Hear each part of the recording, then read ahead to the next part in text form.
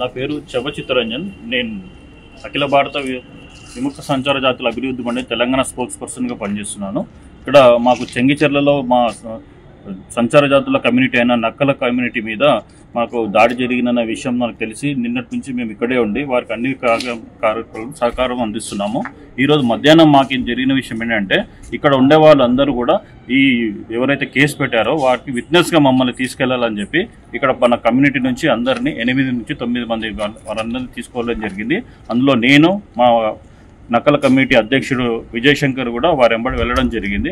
మేము వెళ్ళి పోలీస్ స్టేషన్లో కూర్చున్నప్పుడు మాకు చెప్పడం జరిగింది ఏంటంటే మేము విట్నెస్ కింద అందరినీ తీసుకుంటున్నాము, వారి స్టేట్మెంట్ తీసుకుంటున్నాము, కొద్దిగా అందరూ ఎస్ఐ గారు అందరూ భోజనాలు చేస్తున్నారు, మన కొద్దిగా టైం అంతా వెయిట్ చేసినాక మేము తీసుకుందామని చెప్పి మమ్మల్ని ఒక సుమారుగా 1 అవర్ కూర్చోబెట్టినాక మాకు చెప్పడం ఏంటంటే మేము విట్నెస్ తీసుకుంటాము, మీరైతే మేము విట్నెస్ తీసుకునేటప్పుడు మేము ఏసీపీ గారికి మన ఉప్పల్ ఏసీపీ గారి దగ్గర మేము విట్నెస్ సబ్మిట్ చేస్తాం, వారిని మీరు అక్కడికి వచ్చేసేయండి, మేము వీళ్ళని తీసుకొని వస్తామని చెప్పి మాకు చెప్పడం జరిగింది. మేము అదేవిధంగా మేము పోలీస్ స్టేషన్ నుంచి బయటకు వచ్చినాక ఇంకా వీరిని హరాస్ చేయడం స్టార్ట్ చేశారు. ఏమనంటే మీరు విట్నెస్ కాదు, మీరే అక్యూజ్డ్ కింద వీరిని కన్వర్ట్ చేసి వారి నుంచి స్టేట్మెంట్ తీసుకోవడానికి ప్రయత్నిస్తే వీరు ఇలాంటి స్టేట్మెంట్ మీద ఖాళీ పేపర్ మీద సంతకం చెప్పడంటే కూడా వాళ్ళు బలవంతంగా పెడితే కూడా వీరు పెట్టకపోవడం, అలాగే వీరు ఏదైనా స్టేట్మెంట్ ఇస్తే మాత్రం మాకు మా పెద్దల సమక్షంలో చదివి ఆ స్టేట్మెంట్ చదివి మాకు వినిపిస్తేనే మేము సంతకాలు పెడతామని మా సభ్యులందరూ కూడా చెప్పడం జరిగింది.